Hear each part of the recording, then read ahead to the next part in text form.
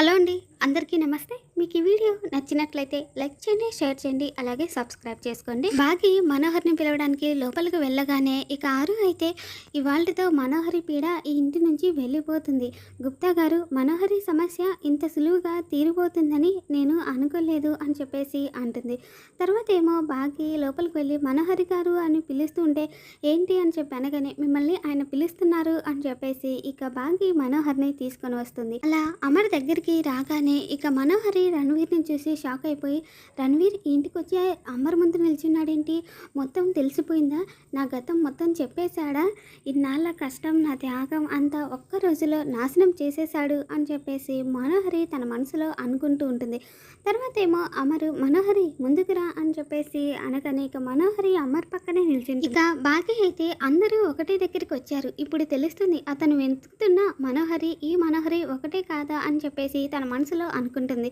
తర్వాత ఏమో అమరు, మీరు వెతుకుతున్న మీ భార్య మనోహరి ఈ మనోహరి ఒక్కరేనా అని చెప్పేసి రణవీర్ను అడగగానే ఇక రణవీర్ అయితే నేను వెతుకుతున్న నా భార్య ఈవిడే అని చెప్పేసి అంటాడు. తర్వాత అలా అందరూ షాక్ అయి ఉండగానే ఈవిడ కాదు సార్, నేను వెతుకుతున్న నా భార్య పేరు మనోహరి కాదు, మనోరమ. మా వాళ్ళు పేర్లో కన్ఫ్యూజన్ అవ్వడం వల్ల వచ్చిన కన్ఫ్యూజన్ సార్, నా భార్య ఈవిడ కాదు అని చెప్పేసి రణవీరు చెప్తాడు. ఇక మిస్సమ్మ అయితే ఏంది ముందంతా మనోహరి అని చెప్పేసి ఇప్పుడు మనోరమ అంటున్నాడే, అసలు మనోహరి ఎవరో తెలీదు అంటుంటే మరి మనోహరి మాత్రం ఎందుకు అంత టెన్షన్ పడిపోతుంది అని చెప్పేసి మిస్సమ్మ ఆలోచిస్తూ ఉంటుంది. ఇక అమర్ అయితే సారీ బయట నిల్చోబెట్టి మాట్లాడుతున్నాను, లోపలికి వెళ్దాం రండి అని చెప్పేసి అనగానే ఇక రణవీరు అలాగే జీ అని చెప్పేసి లోపలికి వస్తాడు. తర్వాత అమరు అమ్మ నాన్న అని చెప్పగానే నమస్కారం అని చెప్పేసి రణవీరు వాళ్ళకి నమస్కారం పెట్టి చక్కగా ఉన్న మీ కుటుంబాన్ని చూస్తుంటే నాకు ముచ్చటేస్తుంది అని చెప్పేసి మనోహర్ వైపు చూస్తూనే ఉంటాడు. ఇక అలా చూస్తూ నా భార్య కూడా నన్ను వదిలేసి వెళ్ళిపోకుంటే నాకు కూడా ఇలాంటి చక్కటైన కుటుంబం ఉండేది అని చెప్పి అనగానే అయినా వద్దనుకొని వెళ్ళిపోయిన నీ భార్య కోసం ఇన్నేళ్ళు ఇంతలా వెతుకుతున్నావు అంటే నీ భార్య అంటే నీకు చాలా ఇష్టం అనుకుంటా అని చెప్పి అమర్ వాళ్ళ నాన్నగారు అనగానే ఒట్టి ఇష్టం కాదు సార్, ప్రాణం, తను లేకుండా నేను బ్రతకలేను సార్, తన కోసం ప్రాణం ఇచ్చేంత ప్రేమ సార్ అని చెప్పేసి రణవీరు చెప్తాడు.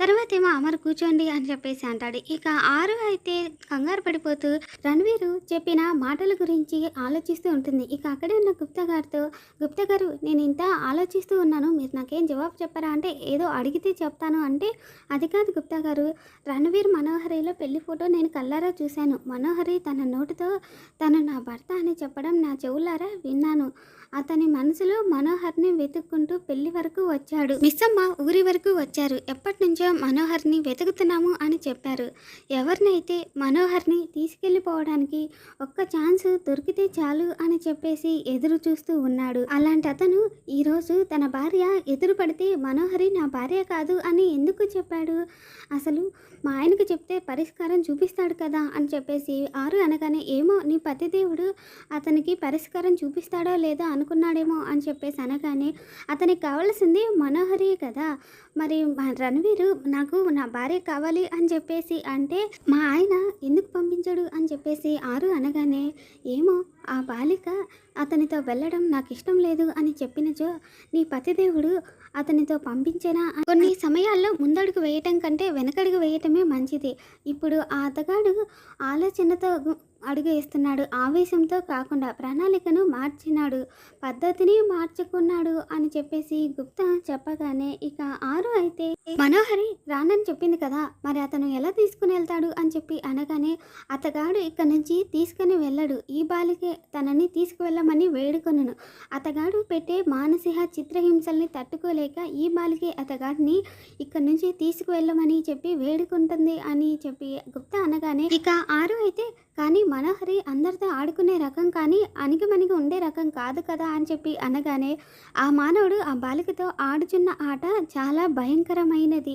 మానసికంగా ఆ బాలిక కృంగిపోయేలా చేస్తాడు అని చెప్పి గుప్తా అనగానే ఇక ఆరు అయితే అంటే మనోహరి ఇన్నాళ్ళు చేసిన పాపాలకి తన భర్త రూపంలో శిక్ష పడుతుంది అన్నమాట, చేసిన పాపం కర్మలాగా మన వెంటే వస్తుంది అంటే ఏమో అనుకున్నాను గుప్తా గారు నిజమేనమాట. దేవుడు ఈ విధంగా తన భర్త రూపంలో మనోహర్కి శిక్ష వేస్తున్నాడు అని చెప్పేసి ఆరు అంటుంది. తర్వాత ఏమో ఇక అమరు రణవీర్ ఇద్దరు మాట్లాడుకుంటూ ఆవిడ మావిడ కాదు అని తేలింది, కానీ ఆవిడ ఇంతకు మీకేమవుతుందో చెప్పలేదు అని చెప్పేసి రణవీర్ అడగగానే ఇక అమర్ అయితే తను నా భార్య ఫ్రెండ్ అని చెప్పేసి అనగానే ఓ మీ భార్య ఫ్రెండ్ అనమాట, అంటే ఈ ఇంటికి అతిథి అనమాట, కొన్నాళ్ళ తర్వాత ఎక్కడి నుంచి వచ్చిందో అక్కడికే వెళ్ళక తప్పదనమాట అని చెప్పేసి అనగానే ఇక అమర్ వాళ్ళ అమ్మగారు అయితే ఈ అమ్మాయి కూడా మా కోడల్లాగానే అనాథ బాబు, అందుకే ఇక్కడే ఉంటుంది, తనకు ఎప్పుడు వెళ్ళాలి అనిపిస్తే అప్పుడే వెళ్తుంది అని చెప్పేసి అనగానే త్వరలోనే వెళ్ళాలి అనిపిస్తుంది లేండి, అతిథిగా వచ్చిన తను అతిథిగానే వెళ్ళిపోతుంది అని చెప్పేసి రణవీర్ చెప్తుంటే ఇక మనోహరి టెన్షన్ పడిపోతూ ఉంటుంది. తర్వాత ఏమో రణవీర్ ఏం మనోహరి గారు నేను చెప్పింది నిజమే కదా, కరెక్ట్గా చెప్పానా? మనోహరి గారు మాది కోల్కత్తా అండి, నా పేరు రణవీర్, అక్కడి నుండి మా ఆవిడ్ని వెతుక్కుంటూ ఇక్కడి దాకా వచ్చాను, విదో వింతనో కానీ మా వాళ్ళు మీ వాళ్ళు మీరు నా భార్య అని అనుకున్నారు. మనోహరి గారు మీరు ఎప్పుడైనా కోల్కత్తా వచ్చారా అని చెప్పేసి రణవీర్ అనగానే ఇక మనోహరి ఏం మాట్లాడకుండా అలానే ఉండిపోతుంది. ఇక రణవీర్ అయితే మనోహరి గారు ఏం మాట్లాడరేంటండి, మిమ్మల్ని అడుగుతున్నాను, మీకు అక్కడ ఎవరైనా తెలిసిన వాళ్ళు కానీ కావలసిన వాళ్ళు కానీ ఎవరైనా ఉన్నారా అని చెప్పి రణవీర్ అడగగానే లేదు అని చెప్పి అంటే ఓ మీరు ఎప్పుడూ కోల్కత్తా వెళ్ళలేదన్నమాట అని చెప్పేసి అంటారు. అన్నట్టు ఆ రోజు పార్టీలో మీరు కూడా ఉన్నారు కదా, నా వల్ల మీకు ఏదైనా అసౌకర్యం కలిగి ఉంటే సారీ అని చెప్పేసి అంటాడు.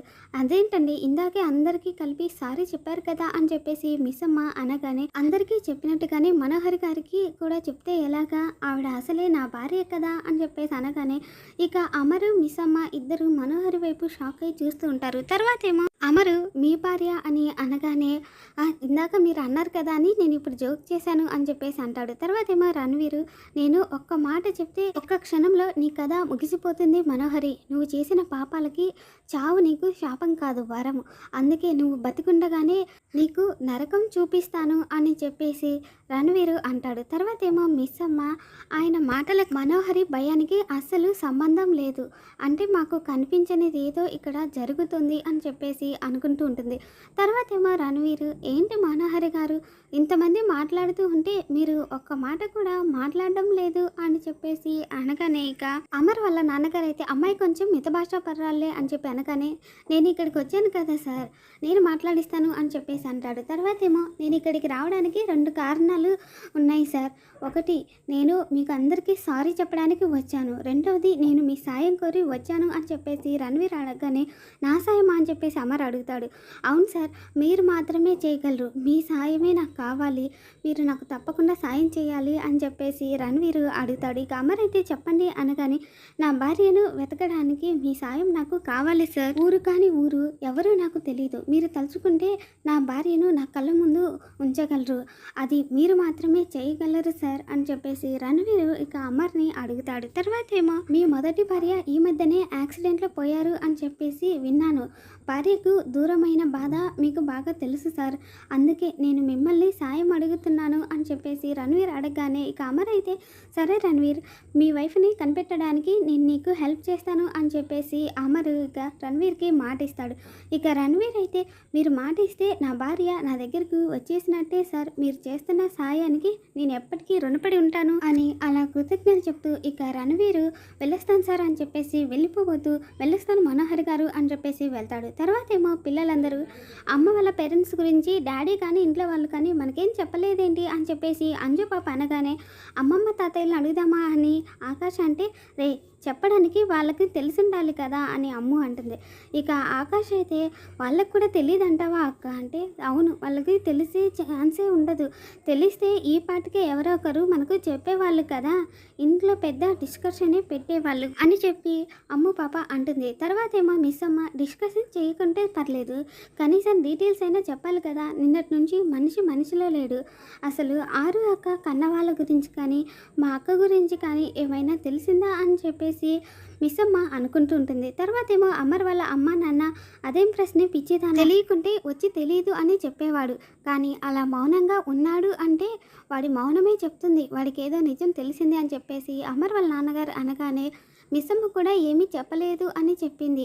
అమర్ తెలుసుకున్న నిజం ఏంటో కానీ మనిషిని నిలకడ లేకుండా చేసింది, మనశ్శాంతి లేకుండా చేసింది అని చెప్పేసి అమర్ వాళ్ళ అమ్మగారు అంటారు. ఇక వాళ్ళ నాన్నగారు అయితే రాథోడ్ని అడుగుదామని చెప్పేసి అనగానే ఇక అంజు పాప అయితే చెప్పడు. రాథోడ్ని చిన్నప్పటి నుండి చూస్తున్నాను, డాడ్ చెయ్యొద్దు అన్న పని ఎప్పుడైనా చేశాడా అని చెప్పేసి అంజు పాప అనగానే అంజు చెప్పింది కరెక్టేరా, రాథోడ్ని అడిగి యూజే లేదు అని అమ్మ పాప అనగానే ఇక ఆకాష్ అయితే మరి మనం ఎవరిని అడిగి నిజం తెలుసుకోవాలి అని చెప్పేసి అంటారు. తర్వాత ఏమో మిస్ అమ్మ నిజము ఆయనకు తెలుసు కదా, మరి ఇంకెవరిని అడిగి యూజ్ ఏముంది, ఆయన్నే అడగాలి. ఇంట్లో ఇంతమంది అక్క కన్న వాళ్ళ గురించి ఆలోచిస్తూ ఉంటే ఆయనేమో నోరు కూడా మెదపడం లేదు, ఒకవేళ అడిగినా కూడా చెప్పకపోతే అని చెప్పేసి మిస్ అమ్మ అనుకుంటూ ఉంటుంది. చెప్పే వరకు వదిలేదే లేదు. ఇన్నాళ్ళు కోడలి తల్లిదండ్రులు ఎవరో తెలియలేదు, కానీ ఇప్పుడు తెలిసా కూడా నిజం చెప్పకపోతే ఎలా అని చెప్పేసి అమర్ వాళ్ళ నాన్నగారు అనగానే వాడే చెప్తారులేండి, అడిగితే ఏం బాగుంటుంది అని వాళ్ళ అమ్మగారు అంటారు. తర్వాత ఏమో అంజు పాప అయితే